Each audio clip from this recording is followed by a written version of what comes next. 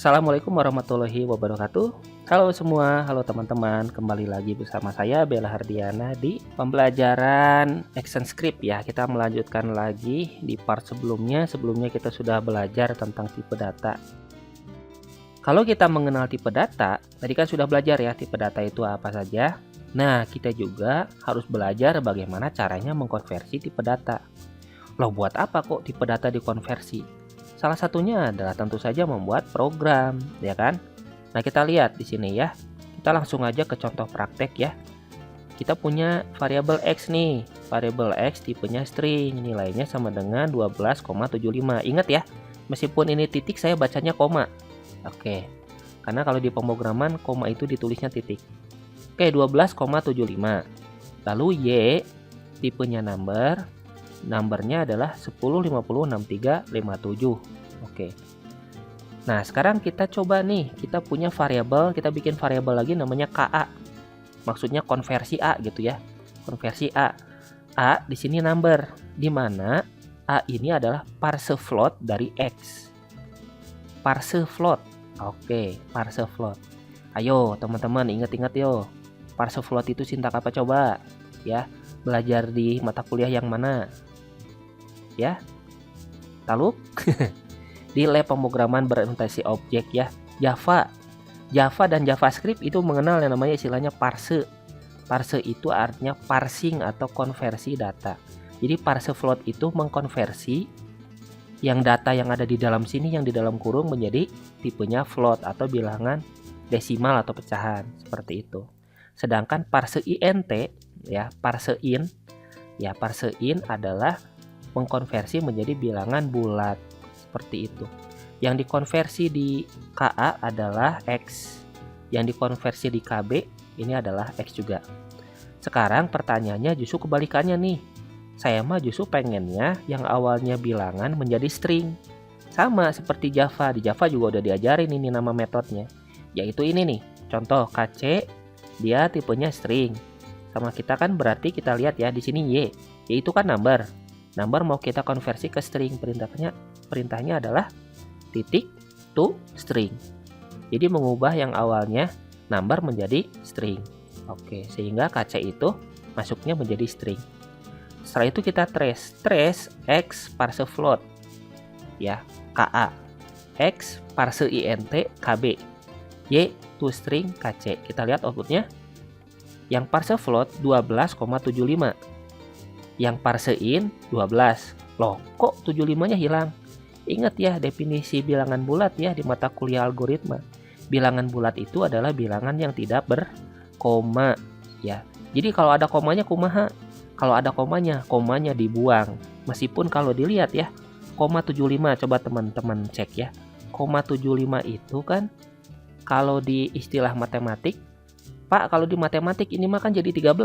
Nah, ini kan bukan matematik ya. Ini mah pemrograman. Kalau pemrograman saklek, meskipun di sini komanya 99999, kalau dijadiin bilangan bulat, ya koma 999-nya dibuang semua.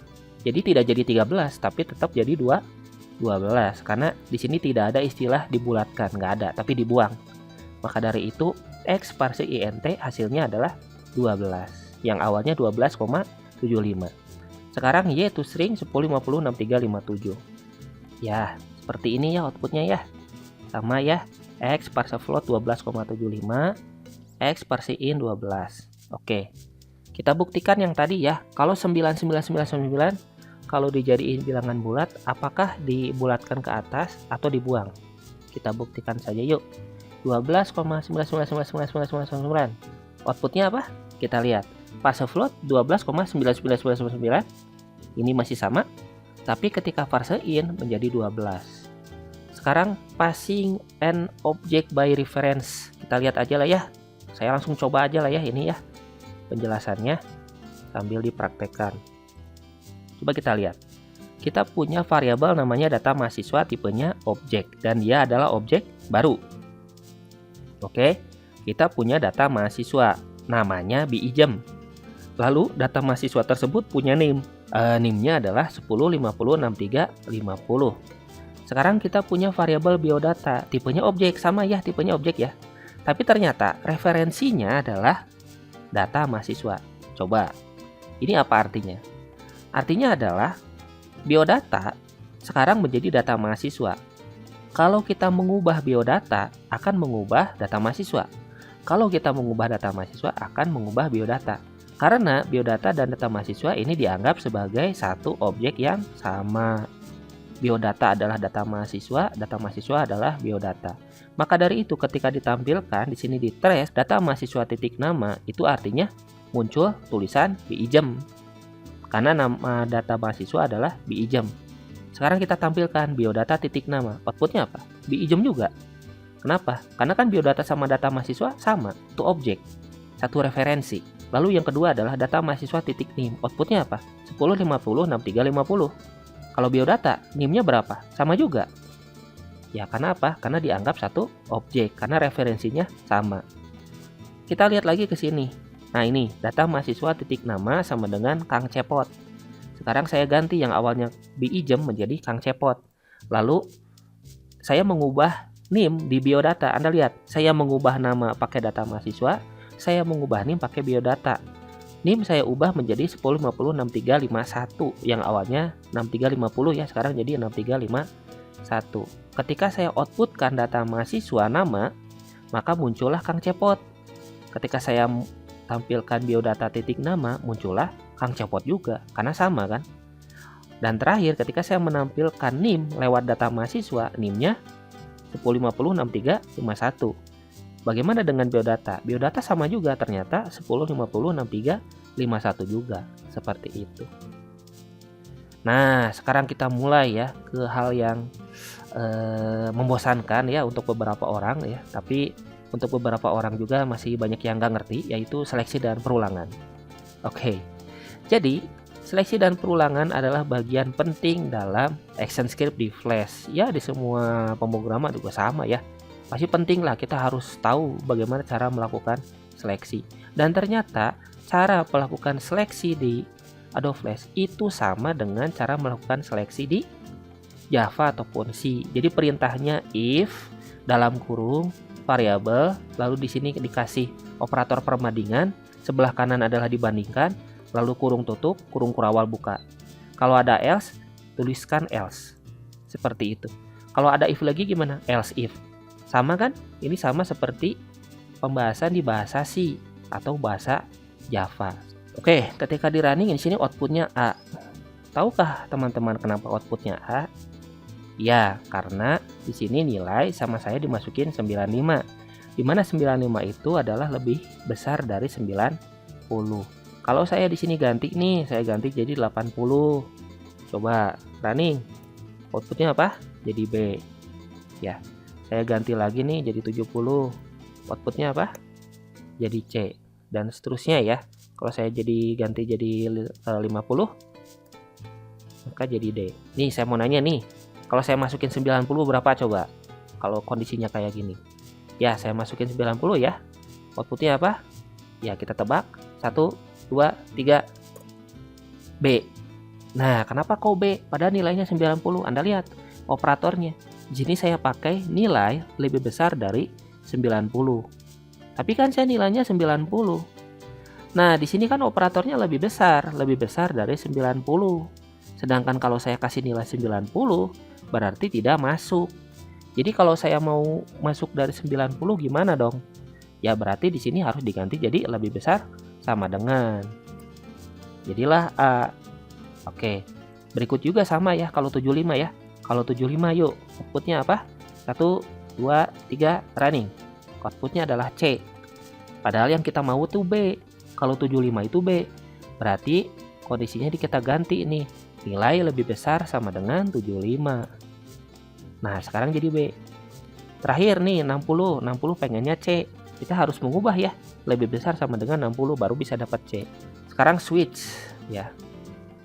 Switch. Nah, ini switch ini agak menarik ya. Kita coba aja ya yang switch. Ini switch. Ini sudah saya running. Tapi kok di sini nggak ada outputnya? Nah, kita lihat. Kita lihat ya. Oke.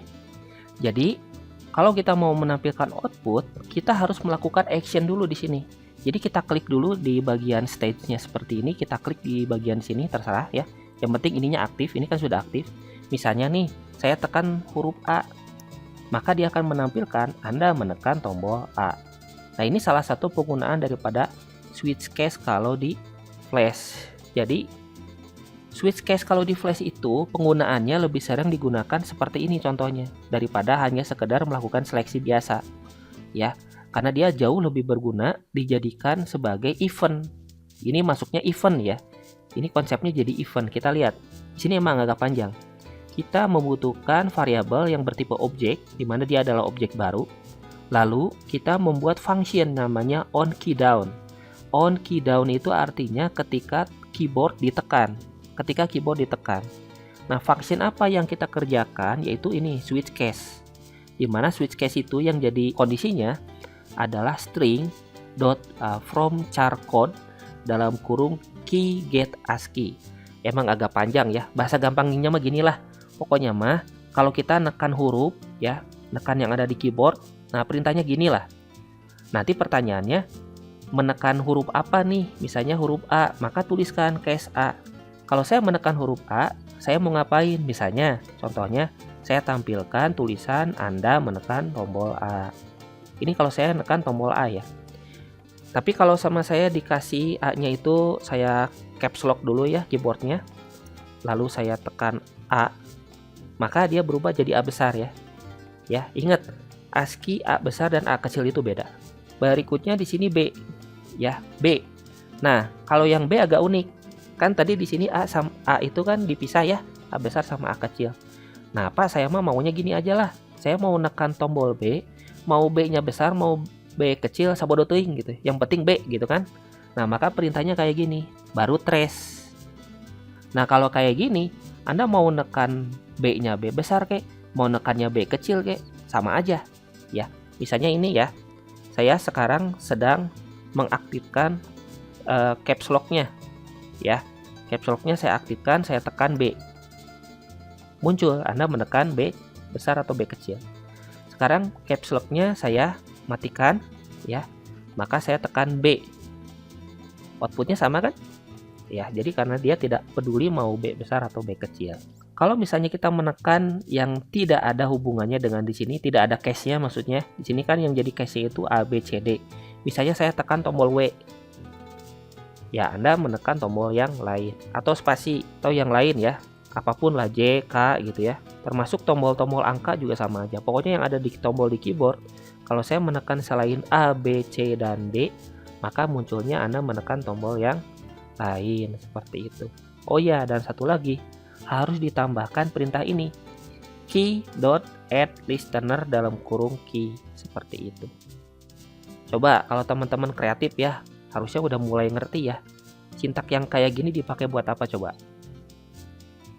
Ya bener ya, buat bikin game. Misalnya saya mau membuat game dimana konsepnya pakai WSAD.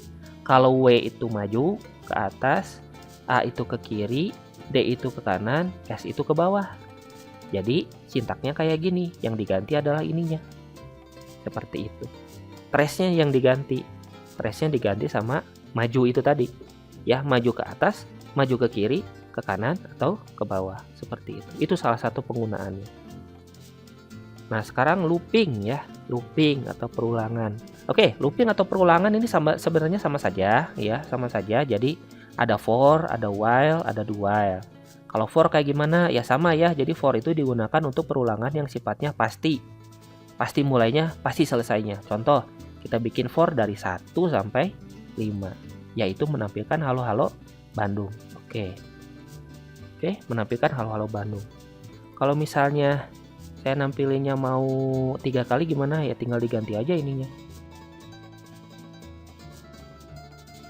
Oke, lalu ada juga for in. Nah, kalau yang ini cukup unik ya. For in, kalau for in ini digunakan, salah satu penggunaan for in itu adalah kalau variabel tersebut tipenya adalah objek yang susah didefinisikan. Akhirannya itu sampai apa, tapi dia punya akhiran. Contoh nih, kayak gini. Misalnya ada data mahasiswa tipenya objek, dia adalah objek baru. Lalu di sini data mahasiswa titik name sama dengan sekian. Data mahasiswa nama, Japot, prodi, SI, nilai 75. Nah, data mahasiswa ini kan punya atribut atau properties yang banyak, yaitu NIM, nama, prodi, dan nilai. Tapi kan di sini nggak ketahuan ya ada berapa. Ya, tapi yang jelas ada gitu. Di dalam variabel data mahasiswa ada 4 value, yaitu NIM, nama, prodi, dan nilai. Nah, ini bisa pakai for. Caranya gimana? For dalam kurung var, harus bikin nama variabel lagi ya. Misalnya nama variabelnya apa kek? Mahasiswa atau X atau apapun, bebas lah. Misalnya mahasiswa in data mahasiswa. Jadi, tampilkan data yang ada di data mahasiswa melalui variabel namanya mahasiswa. Oke, setelah itu kita trace data mahasiswanya. Lalu di sini data dari data mahasiswanya.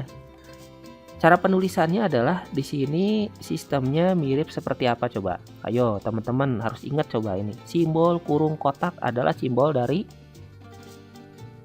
array ya. Simbol dari array atau larik itu namanya simbolnya kurung kotak ya, seperti ini. Oke. Di sini tampillah outputnya. Nah, harusnya teman-teman juga sadar ya outputnya. Meskipun ini outputnya benar, tapi outputnya sedikit unik. Kenapa? Karena yang ditampilkan datanya justru terbalik. Yang kita tulis duluan adalah NIM, nama, prodi, dan nilai, itu kan urutannya. Sekarang ketika di output menggunakan cara pakai for kayak gini ya. For var mahasiswa in data mahasiswa, maka output yang ditampilkan justru terbalik, yaitu nilai, prodi, nama, dan NIM. Seperti itu. Oke, kita lanjut lagi. Sekarang statement while ya. While. Oke, ini adalah perulangan yang kedua. While ini gimana sih? While ini adalah perulangan yang digunakan kalau akhirannya itu sebenarnya tidak terlalu pasti ya. Contohnya kayak tadi menampilkan halo-halo Bandung sebanyak 5 kali.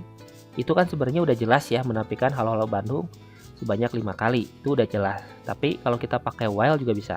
Oke, halo-halo Bandung sebanyak 5 kali. Terakhir adalah statement do while. Do while adalah kebalikan dari while ya. Kenapa disebut kebalikan dari while? Karena penulisannya do while. While itu aslinya penulisan di algoritma itu while do. Sedangkan kebalikan dari while do adalah do while. Apa bedanya? Do itu lakukan, while itu selama.